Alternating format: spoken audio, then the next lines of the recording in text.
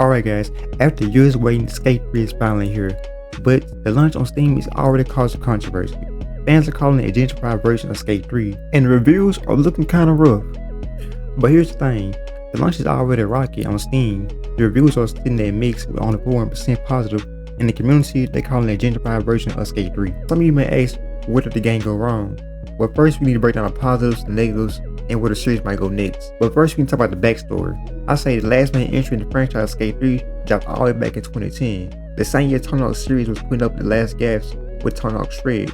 Now for a lot of players, Skate 3 became the gold standard of skateboarding games. It was raw, chaotic, full of personality, and for years, it was the only real option outside of indie titles. After a while, fans wanted skateboard so badly that every single tweet, no matter what it was, Battlefield, Madden, Star Wars, The Sims, all the tweets had replies saying hashtag Skate4. Everybody was spamming those tweets in the comment section. But eventually in 2020, EA did confirm the new Skate would be coming out. Now fast forward 5 years now, the game is finally here, but the reality of it isn't what we expected. But honestly, that's understandable because right now, the game is still in pre-release phase. Now currently, if you look on Steam, you can see that Skate has a mixed rating. That means that fewer than half of the players are recommending it. One of the top reviews on Steam sums it up perfectly.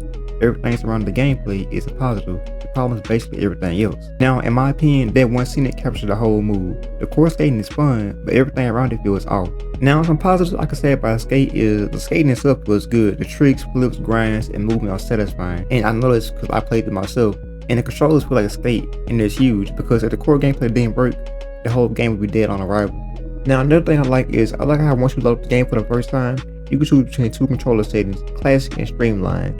Now in Classic, that's for the OG Skate players from Skate 1, 2, and 3, and the Streamline controls are for new players that's new to Skate. Now I do have a feeling that people playing on Streamline controls is going to eventually switch over to the Classic controller settings, since it's way more simpler on them settings. Now another thing I like about this game is sandbox freedom. Now for players who want to mess around, explore, or practice moves like ollies, nose flip, kick flips, all that, it works. The nostalgia of skating with friends and experimenting with combos is still there.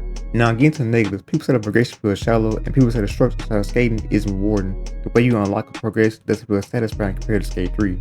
Now another problem people complain about is monetization. A lot of players feel like this is more of an EA live service platform than a Skate sequel, cosmetics, grindy unlocks, and the modern EA vibe that people just don't trust.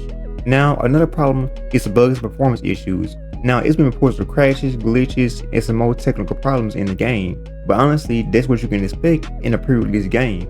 Now guys, Brett is ready for us by using underscore Insomniac. He says progression bugs like they won't be fixed anytime soon from a software and a long time Skate fan. He says it got about 10 hours in it and I'm still stuck like in the tutorial. The game is broken guys and EA's stock price is falling. Now he also states he hasn't seen the code base for it, but he can smell it from here. He says the progression system is going to need a complete rework. These are race condition bugs between the client and the server. And he states he don't think there's something they can fix it in day one patch. The backend engineers seem to have no idea what the hell they're doing. It seems like they use ChatGPT to write the backend logic without putting any thought into it. He then goes on to say EA probably fired all the good backend engineers, and EA slash full circle most quickly realizing that you can't get a bunch of junior engineers on with a quad code subscription and have 150 concurrent players live service online game running flawless. Now he then goes on to state and say the most stable system is a microtransaction store. They must be where they concentrate the efforts of the senior backend engineers. While the in-game store is functional, they're building any core skateboard brand products because EA doesn't give a damn about the skate community, it's history. The brands took the chances on sponsoring skaters that build support into what it is. No, EA just wants to leech out skateboarding community's blood, sweat, and tears without paying any respect to it, which is insulting. And the harshest part about this is the reviews point out that the in-game story is flawless, the core progression system, the things people actually cared about, feels neglected. Now this also explains why people are accused EA of putting more effort into monetization than fixing basic gameplay systems. And honestly, that made sense because in the past, EA did it with Battlefront 2 in 2017. When Battlefront 2 first came out, the game was put a number of microtransactions. Like, it was microtransactions everywhere, until they eventually removed it. But honestly guys, think about it. Are you really surprised that the in-game store on Skate works better than the whole game itself? Just think about it. It is EA, and EA is a greedy company. It's been proven in the past. Now another problem fans complain about is the game based personality. This is where gentrified Skate 3 criticism comes in. Skate 3 is chaotic, it had funny ragdoll physics, silly community challenges, and just unpolishable authentic vibe compared to the new Skate, which feels safer, cleaner, and more of a corporate look to it. And for a lot of fans, they kill the soul of the game. But remember, the game is still in pre-release phase, so things can change. So I say, still give it a chance. So here's the split. If it's someone who just want to skate, practice tricks, and enjoy the mechanics, you'll probably like it. And I say probably because the game is still full of bugs and glitches and it will crash on you. But if you came here expecting Skate 3 more content, more personality, more chaos, the game might leave you disappointed. But also what I can say, this isn't the first time we've seen this. Look at Battlefield 2042, a hype return that launched with technical issues and shallow content, only to improve over time, or Halo Infinite, which noticed gameplay, but struggled with progression and live service elements. But the real question is, can EA actually turn this around? Because if they don't, Skate risks losing the very community they fought so hard to bring back in the first place. So what do you guys think? Is Skate ready to return, or just another corporate reboot that misses the point what made the series special?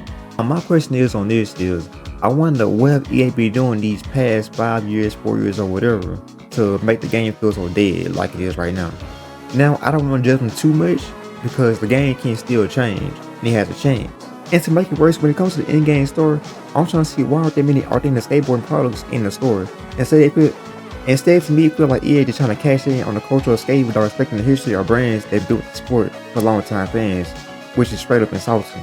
And overall, Skate is in a really strange spot. On the surface, the extra gameplay, the thing we've been begging for since 2010, is here. Skating feels good, tricks are rewarding, and if all you want to do is hop in, pull off lines with friends, you can do that. But here's the problem. Everything wrapped around the gameplay feels half-baked. The progression system isn't just shallow, it's downright broken for some players. People are reporting being soft-locked in tutorial after 10 hours, and reviews from software engineers are saying the system might need a complete rework. But also at the same time, the one system that does work flawless is a microtransaction store. That long paints the picture really well fans don't like. EA prioritizes monetization over the core player experience, and when you shoot the raw cap personality of Skate 3 and replace it with something cleaner and more corporate, we end up with fans calling it a gentrified version of Skate 3. But honestly, if you were to ask me if it's worth playing right now, I have to say it depends. If you're a diehard skate fan who just want to skate around and casually, you might have fun despite the flaws. But if you came here looking for a true successor to the Skate 3 with depth, chaos, and personality, you're probably better off waiting. But the big question is whether EA and Full Circle can turn this around. We've seen games like Battlefield 2042 or Halo Infinite launch in rough shape and slowly climb back up with updates. Honestly, in my opinion, I say they have tons of chances to come back because right now the game is pre-release phase.